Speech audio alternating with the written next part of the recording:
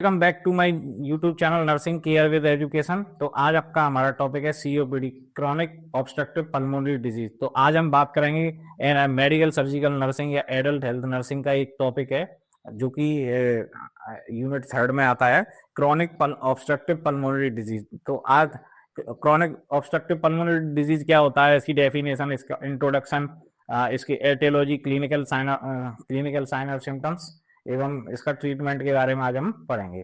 तो देखिए, सबसे पहले ये क्या होता है, क्रॉनिक ऑब्स्ट्रक्टिव पल्मोनरी सीओपीडी, इसको अपन शॉर्ट फॉर्म में बोलते हैं क्रॉनिक ऑब्स्ट्रक्टिव पल्मोनरी डिजीज। तो देखिए दोस्तों, ये क्या है, जो सीओपीडी होता है, ये क्या इरिवर्सिबल डिजीज होता है। ये एक बार पेशेंट को होने के बाद इसको ठीक नहीं किया जा सकता, सिर्फ इसके जो इफेक्ट्स है उसको कम किया जा सकता है या इसको सप्रेस करके रखा जा सकता है मेडिसिन एवं मैनेजमेंट के जरिए। तो ये क्या है, एक इरिवर्सिबल डिजीज होता है दोस्तों। इट इज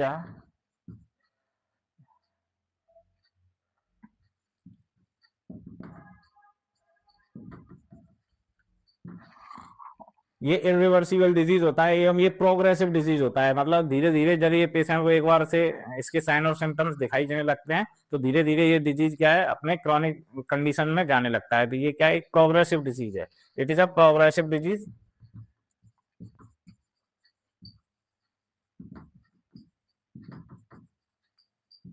प्रोग्रेसिव डिजीज है ये। तो इसमें क्या रहता है, ये एक और मेन बात है कि ये क्या है, लोअर रेस्पिरेटरी ट्रैक्ट का डिजीज है। तो it is a lower respiratory tract disease. It is a lower respiratory tract disease, जिसको अपन LRTI बोल देते हैं, लोअर रेस्पिरेटरी ट्रैक इन्फेक्शन। मतलब ये इस डिजीज में क्या है, इन्फ्लामेशन एवं इन्फेक्शन की वजह से जो एल्वियोलाई हैं वो उनकी जो आउटर लेयर होती है वो रप्चर हो जाती है या फिर ब्रोंकियल्स के अंदर में इन्फ्लामेशन हो जाता है। तो इस वजह से इसको ब्रोंकाइटिस भी होता है। तो ये क्या है, दो ग्रुप ऑफ डिजीज होता है। तो इसमें ये दो डिजीज से मिलकर बना होता है। एक डिजीज होता है क्रॉनिक ब्रोंकाइटिस एंड एक होता है एम्फाइसीमा। तो it is a group of disease. It is a group of disease. तो दोस्तों ये क्या है, दो डिजीज से मिलकर बना हुआ होता है या दो डिजीज को मिलकर अपन सीओपीडी बोल देते हैं। एक होता है अपना क्रॉनिक ब्रोंकाइटिस। तो देखिए ब्रोंकाइटिस क्या होगा, तो सबसे पहले होता है एक ब्रोंकाइटिस। तो ब्रोंकाइटिस क्या होता है, जो इन्फ्लामेशन एवं इन्फेक्शन, अगर ब्रोंकियल्स के अंदर में इन्फेक्शन या इन्फ्लामेशन हो जाता है और वहां पे म्यूकस एक्यूमुलेशन की वजह से ऑब्स्ट्रक्शन क्रिएट होता है और इन्फ्लामेशन की वजह से जो ब्रोंकियल्स होते हैं वो नैरो हो जाते हैं, उस कंडीशन को अपन बोलते हैं ब्रोंकाइटिस। तो inflammation mason and obstruction in the bronchioles and mucus accumulation in the bronchioles and cause narrowing of the bronchioles. It's called bronchitis. तो जो फर्स्ट डिजीज होती है इसको अपन ब्रोंकाइटिस बोलते हैं। तो ये क्या है, इन्फ्लामेशन एंड ऑब्स्ट्रक्शन कॉज करता है एवं ये क्या है, म्यूकस एक्यूमुलेशन हो जाता है, जिसकी वजह से म्यूकस एक्यूमुलेशन होने की वजह से ब्रोंकियल्स हमारे नैरो हो जाते हैं। तो नैरो हो जाएंगे तो जो एयर फ्लो है लंग्स के लिए, एयर फ्लो होगा वो ठीक से हो नहीं पाएगा। तो लंग्स क्या है, गैस एक्सचेंज ठीक से प्रॉपर तरीके से हो नहीं पाई लंग्स के अंदर में, और पेशेंट के अंदर में सीओपीडी ज्यादा इकट्ठी होने लगेगी, तो उससे पेशेंट को सांस लेने में तकलीफ होने लगती है। दूसरा डिजीज हमारा आता है एम्फाइसीमा। तो ये दूसरी डिजीज मिलकर बना होता है एम्फाइसीमा। एम्फाइसीमा। तो एम्फाइसीमा में दोस्तों क्या होगा, इसमें जो एल्वियोलाई होते हैं या फिर जिनको अपन एयर सैक्स बोलते हैं, उसकी जो आउटर लेयर होती है वो इसमें रप्चर हो जाती है। तो उसकी वजह से पेशेंट को क्या है कि जो इंस्पिरेशन और एक्सपिरेशन है वो प्रॉपर तरीके से हो नहीं पाता है। इस वजह से पेशेंट को सांस लेने में दिक्कतें आती हैं और इस कंडीशन को अपन एम्फाइसीमा बोलते हैं। तो डिस्ट्रक्शन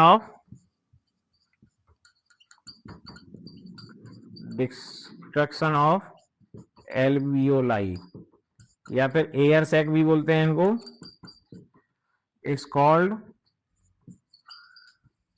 एम्फाइसीमा।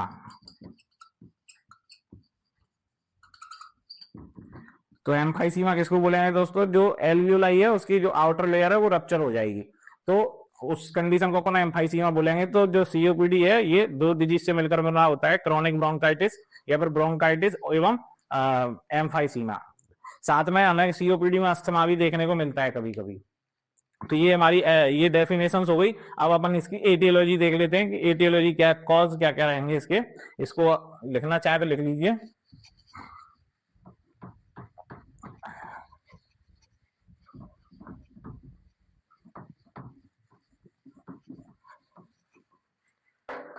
तो अब अपन इसकी एटियोलॉजी देख लेते हैं। एटियोलॉजी या फिर कॉजेस। तो दोस्तों इसकी एटियोलॉजी या फिर कॉज क्या क्या होंगे, देखिए इसमें सबसे मेन कारण होता है सीओपीडी होने का, मेन कॉज रहता है स्मोक सिगरेट ना, सिगरेट स्मोकिंग की वजह से देखने को मिलेगा ये, सिगरेट स्मोकिंग। चेन स्मोकर्स रहेंगे जिनको, जो चेन स्मोकर्स हैं बहुत ज्यादा मात्रा में अगर पेशेंट स्मोकिंग करते हैं उनमें ये पेशेंट देखने को मिलेगा। और जिन पेशेंट्स को क्या है कि अगर एलर्जी है डस्ट वगैरह से, तो एलर्जी फ्रॉम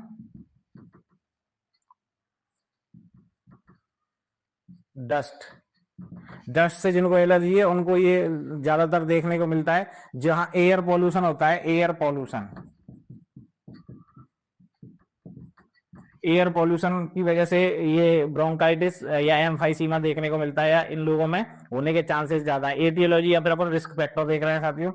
नंबर 4 आता है इसमें, गैसेज की वजह से देखने को मिलेगा ये टॉक्सिक गैसेज की वजह से, जैसे कि एक गैस का नाम होता है गैसोलीन की वजह से ज्यादातर देखने को मिलेगा। अब दोस्तों एक मेन कारण होता है एक अल्फा 1 एंटी ट्रिप्सिन प्रोटीन होती है, alpha 1 anti trypsin protein deficiency. दोस्तों ये प्रोटीन पाई जाती है हमारे, जो कि लीवर के द्वारा प्रोड्यूस की जाती है, जिसका नाम है अल्फा 1 एंटी ट्रिप्सिन प्रोटीन। इसकी अगर डेफिशिएंसी देखने को मिलेगी तब भी पेशेंट्स के अंदर में ये सीओपीडी वाला कंडीशन देखने को मिल सकती है। तो ये कुछ कारण है जिनकी वजह से पेशेंट को आपको ये देखने को मिल सकता है सीओपीडी। एक मेन कारण और होता है ऑक्यूपेशनल एनवायरनमेंट।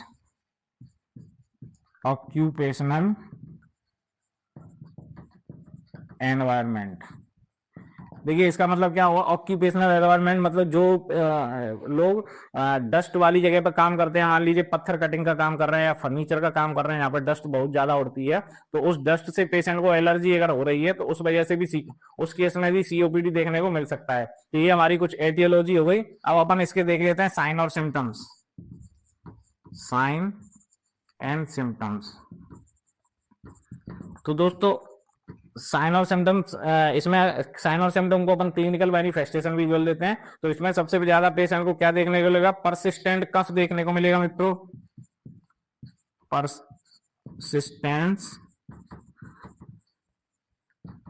परसिस्टेंट कफ देखने को मिलेगा, व्हीजिंग साउंड देखने को मिलेगा। जब हम पेशेंट के लंग्स को ऑस्कल्टेट करके देखेंगे तो हमको बीजिंग साउंड सुनाई दे सकता है। और इसमें हमको पेशेंट को में डिज्निया देखने को मिलेगा, शॉर्टनेस ऑफ ब्रीथ,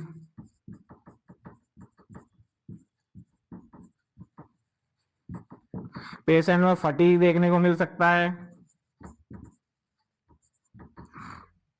पेशेंट में हमको फटीग देखने को मिल सकता है, और इसमें इंक्रीज रेस्पिरेटरी रेट देखने को मिल सकता है, increase respiratory rate, increase respiratory rate. और मित्रों हमको इसमें क्या क्या देखने को मिल सकता है, इसमें हमको पेशेंट में फटीग देखने को मिल सकता है, रेस्पिरेटरी रेट इंक्रीज देखने को मिल सकता है, टाइटनेस इन द चेस्ट देखने को मिल सकता है हमको, टाइटनेस इन द चेस्ट। तो ये कुछ हमारे साइन और सिम्टम्स हो गए या फिर क्लिनिकल मैनिफेस्टेशंस अपन जिनको बोलते हैं, तो ये हमको देखने को मिलेंगे। अब अपन देख लेते हैं इसका डायग्नोस्टिक टेस्ट, क्या क्या हम इसको पेशेंट को डायग्नोस्टिक इवेल्युएशन करने के लिए क्या क्या टेस्ट करवा सकते हैं।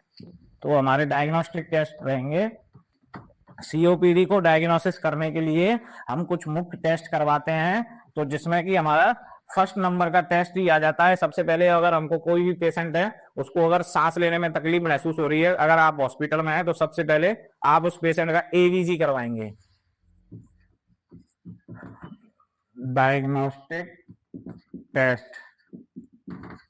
तो सबसे पहले दोस्तों क्या करवाएंगे अपन, पेशेंट का एवीजी करेंगे, आर्टीरियल ब्लड गैसेस करेंगे, जिसमें कि अपन पेशेंट को ऑब्जर्व करेंगे, पेशेंट का पीएच कितना है, सीओ2 कितना है, पीओ2 कितना है पेशेंट में, सोडा बाइकार्ब कितना है पेशेंट का, लैक्टेट कितना है, ये सारी वैल्यूज हमको एवीजी में देखने को मिल जाएंगी। उसके बाद हम पेशेंट का डायग्नोसिस बना लेंगे।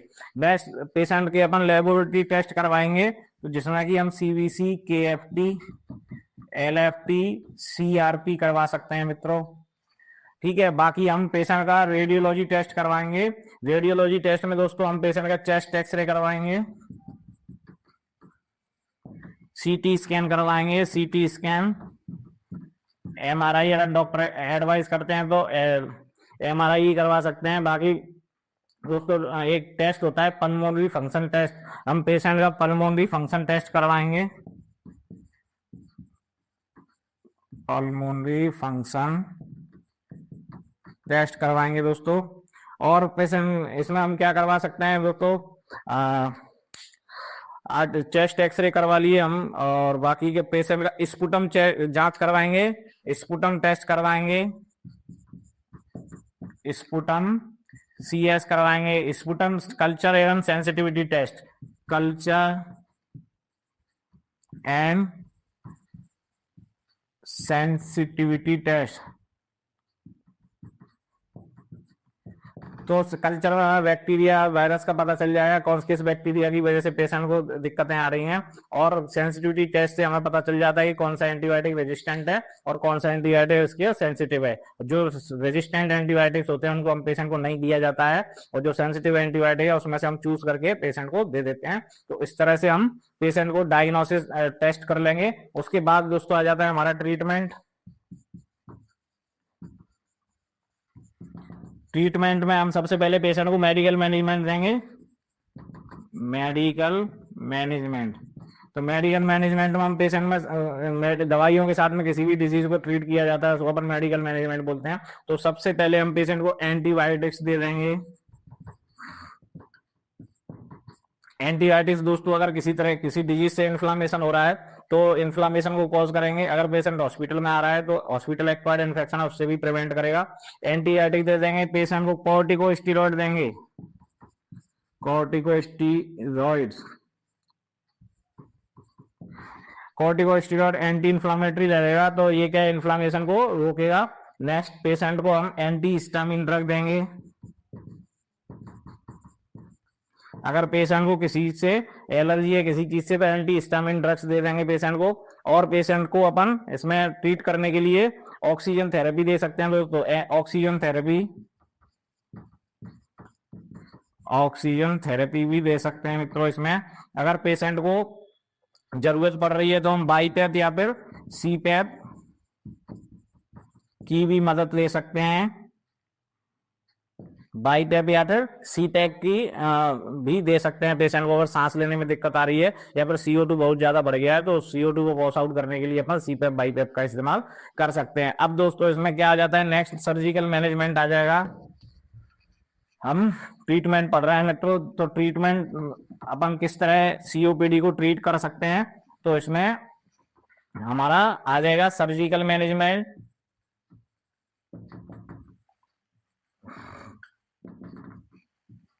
सर्जिकल मैनेजमेंट में दोस्तों देखिए इसमें क्या रहेगा, सबसे पहले पेशेंट में जब ब्रोंकाइटिस होता है तो ब्रोंकाइटिस वाली कंडीशन में जो ब्रोंकियल्स होते हैं उसके अंदर में एयर सैक्स बन जाते हैं, उसको अपन बल्क बोलते हैं, बल्क। तो इसमें बल्कक्टॉमी कर देते हैं,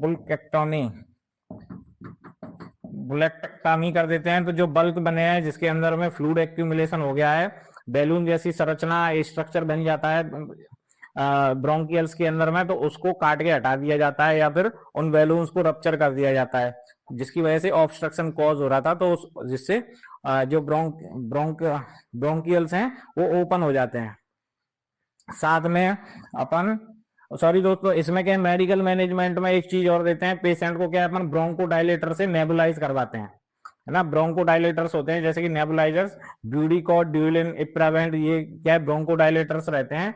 तो उनसे अपन पेशेंट को नेबुलाइज करवाएंगे तो उससे क्या है ब्रोंकियल्स जो नैरो हो गए थे तो वो थोड़े ओपन हो जाएंगे, तो डायलेट हो जाएंगे, तो उससे पेशेंट को सांस लेने में आसानी रहेगी। अपन नर्सिंग मैनेजमेंट में चलिए लिख देंगे बुलेक्टॉमी करेंगे। इसमें ये डिजीज क्या है दोस्तों, क्या है इरिवर्सिबल डिजीज है। तो इसमें सर्जिकल मैनेजमेंट में अपन लंग्स ट्रांसप्लांट की सलाह दे सकते हैं पेशेंट को, क्योंकि इसको ठीक नहीं किया जा सकता इस डिजीज को। तो लंग्स अगर पॉसिबल ट्रांसप्लांट की सलाह दे सकते हैं अगर पेशेंट में अवेलेबिलिटी है, अगर उसके पास अवेलेबल है और अगर पॉसिबल है तो हम पेशेंट को लंग ट्रांसप्लांट की सलाह दे सकते हैं। और लंग वॉल्यूम रिडक्शन सर्जरी किया जा सकता है, लंग वॉल्यूम रिडक्शन सर्जरी। तो इसमें जो लंग्स के अंदर में अगर वॉल्यूम अधिक हो गया है तो उसको रिड्यूस करने के लिए ये सर्जरी की जाती है। तो इस तरह से अपन पेशेंट का सर्जिकल मैनेजमेंट कर सकते हैं। और हमारा लास्ट आ जाता है दोस्तों नर्सिंग मैनेजमेंट।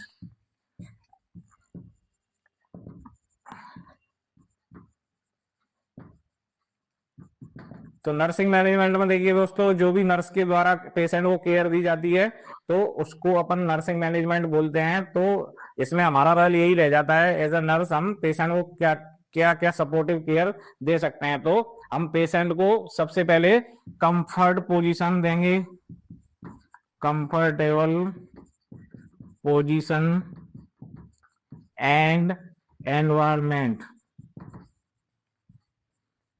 पोजीशन क्यों देंगे मित्रों, क्योंकि इसमें क्या है दोस्तों, पेशेंट को सांस लेने में तकलीफ हो रही है, तो सांस लेने में तकलीफ होगी तो पेशेंट क्या है आराम से सो नहीं पाएगा। तो इसमें अपन पेशेंट को हमेशा हेड एंड एलिएट करके रखेंगे, पेशेंट को प्रॉप्ड अप पोजीशन में करके रखेंगे। एटलीस्ट 45 डिग्री पे पेशेंट को अपन बैठा के रखते हैं, जिससे कि पेशेंट का जो एयरवे है वो ओपन रहेगा और पेशेंट को थोड़ा सा ईजी रहेगा सांस लेने में। तो हमको प्रॉप्ड अप पोजीशन करके रखना है और पेशेंट को कंफर्टेबल एनवायरनमेंट प्रोवाइड करना है, क्योंकि ऐसे पेशेंट को क्या नींद नहीं आने की प्रॉब्लम्स हो जाती है। तो पेशेंट को हमें एकदम शांत माहौल देना है जिससे कि पेशेंट वहां पे आसानी से सो सके। नेक्स्ट हम पेशेंट के वाइटल्स मॉनिटर करेंगे, वाइटल्स मॉनिटरिंग, जिसमें कि अपन स्पेशली SpO2 देखेंगे और टैकीकार्डिया मॉनिटर करेंगे और रेस्पिरेटरी भी देखेंगे, RR भी देखेंगे। पेशेंट को रेस्पिरेटरी रेट इंक्रीज हो सकती है। नेक्स्ट हम पेशेंट को क्या है नेबुलाइजेशन करेंगे, नेबुलाइजेशन करेंगे। किस किस के साथ कर सकते हैं, ड्यूलिन, इप्रावेंट, ड्यूलिन एवं इप्रावेंट के साथ में करेंगे। ये ब्रोंकोडायलेटर्स होते हैं। और एक दोस्तों एक नेबुलाइजर और आता है जिसको अपन ब्यूडीकॉट बोलते हैं। ब्यूडीकॉट है ये मित्रों, क्या है ये कॉर्टिकोस्टेरॉइड होता है। तो ये क्या है इन्फ्लामेशन को रोकता है। तो इससे भी अपन को पेशेंट को नेबुलाइज करना है। नेक्स्ट पेशेंट को हेल्दी डाइट के लिए, हेल्दी डाइट एनकरेज करेंगे। और दोस्तों इसमें क्या अपन कर सकते हैं, पेशेंट को हेल्दी डाइट के लिए एनकरेज कर देंगे पेशेंट को। और हम इसमें पेशेंट को हेल्थ एजुकेशन दे सकते हैं, हेल्थ एजुकेशन, हेल्थ एजुकेशन से क्या है, पेशेंट के अंदर में डिजीज से रिलेटेड जो भी एंजाइटी है, डिजीज से रिलेटेड एंजाइटी कम हो जाएगी। पेशेंट को जो प्रिस्क्राइब्ड मेडिकेशन है उनके बारे में जानकारी देंगे कि कौन सी मेडिसिन किस समय लेनी है, तो उससे क्या है कि पेशेंट की हेल्थ थोड़ा सा जल्दी इंप्रूव होगी। तो ये हमारे कुछ नर्सिंग मैनेजमेंट थे, उसमें आप और भी चीजें ऐड कर सकते हो, जैसे कि पेशेंट को अपन कफिंग ट्रेनिंग दे सकते हैं, किस तरह से पेशेंट को कफ निकालना है, अपन कफिंग की ट्रेनिंग दे सकते हैं। पेशेंट को पर्सनल हाइजीन के बारे में जानकारी दे सकते हैं। पेशेंट को हम किस तरह से मतलब सर्दियों में थोड़ा सा सर्दी से बचाव करना है पेशेंट को, क्योंकि कई कई पेशेंट्स को क्या है, सीओपीडी वाले पेशेंट्स में सर्दियों में सिम्टम्स थोड़ा से ज्यादा अग्रेसिव दिखाई देते हैं, सिम्टम्स ज्यादा दिक्कतें देते हैं। तो पेशेंट को सर्दी से बाहर ठंडे माहौल में जाने से बचना है, इस तरह की अपन एजुकेशन दे सकते हैं। तो आज का मित्रों हमारा टॉपिक था COPD, chronic obstructive pulmonary disease. आपको ये वीडियो कैसा लगा मेरे को कमेंट बॉक्स में बताइएगा, और अगर आपको इससे संबंधित कुछ भी तरह की कोई भी दिक्कत है तो आप कमेंट बॉक्स में मेरे से पूछ सकते हैं। और वीडियो आपको अगर इन्फॉर्मेटिव लगा हो तो थोड़ा सा वीडियो को लाइक कीजिए, कमेंट कीजिए, अपने दोस्तों के साथ में शेयर कीजिए, और चैनल को सब्सक्राइब कर लीजिए। और मिलते हैं एक नई वीडियो के साथ में बहुत जल्दी। Thank you so much.